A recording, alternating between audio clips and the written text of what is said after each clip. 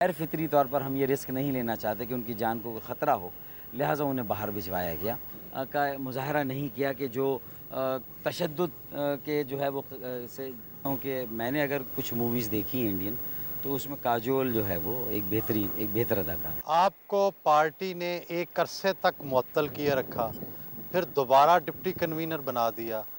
اس قدر منظم جماعت میں دو عملی کیوں؟ میرے خیال میں مجھے کبھی بھی پارٹی نے معطل نہیں کیا۔ یہ ہے کہ ہمارے ہاں عہدوں میں تبدیلیاں ضرور ہوتی رہی ہیں۔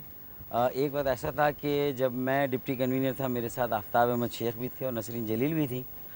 تو ہمارے یہاں یہ تبدیلیاں ضرور ہوتی ہیں، ذمہ داریوں کا رد و بدل ہوتا ہے۔ لیکن کسی بھی ایک روز اللہ کا شکر ہے کہ مجھے مطلب پارٹی نے معطل نہیں کیا۔ تو ایسا نہیں کہ یہ الطاف بھائی جو اچانک کوئی فیصلہ کرتے ہیں، بہت زیادہ رائے بڑے وسیع صلاح مشورے کے بعد فیصلے ہوتے ہیں، چاہے وہ تنظیم کے اندر بھی رد و بدل کیا ہوں۔ کہا جاتا ہے کہ بطور صوبائی وزیر اور لارڈ میئر کراچی، آپ کی مہربانیوں اور چٹوں نے درجنوں لوگوں کو کروڑ پتی بنا دیا، لیکن آپ ابھی تک 200 گز کے مکان میں رہتے ہیں۔ یہ پردہ ہے یا حقیقت؟ الحمدللہ میں آج بھی 200 گز کے مکان ہی میں رہ رہا ہوں، اور اگر اس میں کوئی پردہ ہوگا تو یہ ممکن نہیں ہے کہ آپ کے حالات زندگی میں اتنا تغیر، اتنی تبدیلی آئے اور وہ لوگوں کو اس کے بارے میں کچھ علم نہ ہو، یہ ممکن نہیں ہے۔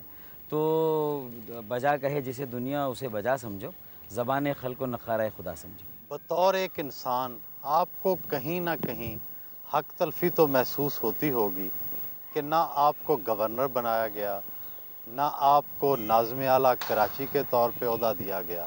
کوئی بھی پارٹی کا فیصلہ یا پالیسی کسی صلاح و مشورے کے عمل کے بغیر جو ہے وہ مکمل وہ نہیں طے پاتی۔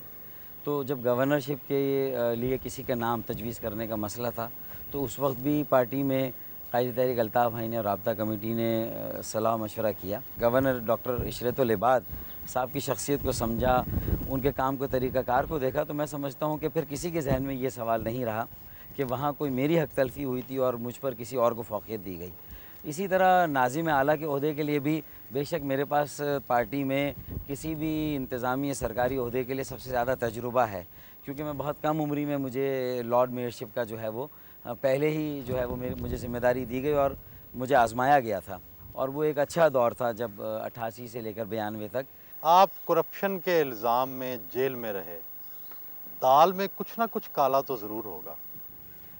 آل از ویل دیٹ اینڈز ویل والی بات ہے۔ کیس کی نوعیت تھی وہ آکٹرائے کے کانٹریکٹ کے سلسلے میں تھی، جب میں سینئر وزیر تھا صوبائی حکومت میں، 97 تا 98 کوئی 56 کروڑ کا کانٹریکٹ تھا، اور یہ الزام آیا تھا کہ کوئی 3 کروڑ روپے کا اضافی فائدہ ٹھیکیدار کو پہنچایا گیا تھا، اور کانٹریکٹ کے ایک پہلو سے کوتاہی برتی گئی تھی۔ وہ پہلو یہ تھا کہ اچانک جب کانٹریکٹ دے دیا گیا، اس کے 3 ماہ کے بعد کراچی پورٹ کے بعد کچھ سامان جو باہر سے امپورٹ ہو رہا تھا وہ پورٹ قاسم جانے لگا، وہاں ایک ٹرمینل پرائیویٹ سیکٹر میں آپریٹ کرنے لگا۔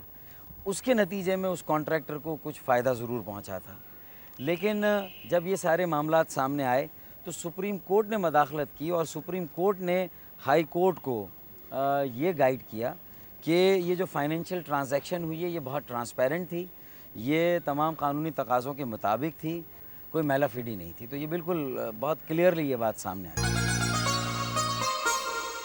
صوبائی حکومت متحدہ کی، گورنر متحدہ کا، ناظم اعلیٰ کراچی کا ہوگا، اب تو الطاف حسین کو واپس بلا۔ غیر فطری طور پر ہم یہ رسک نہیں لینا چاہتے کہ ان کی جان کو خطرہ ہو، لہٰذا انہیں باہر بھجوایا گیا۔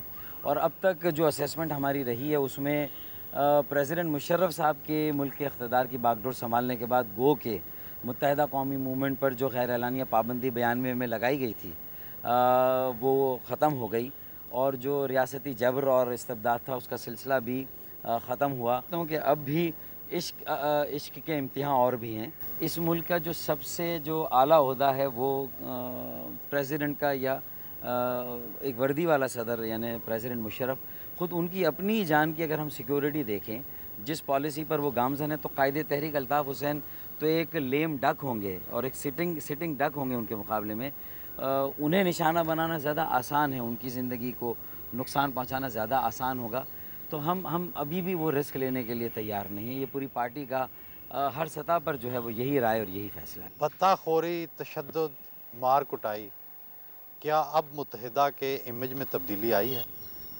देखें, perception is stronger then reality है। फिर मैं ये भी नहीं कहता कि मुत्तहिदा कौमी मूवमेंट के अपनी सफ़ों में ऐसा नहीं था कि लोगों ने ऐसे शदीद रद्द अमल का मुज़ाहरा नहीं किया कि जो तशद्दुद के जो है वो से जिसे ताबीर किया जाए।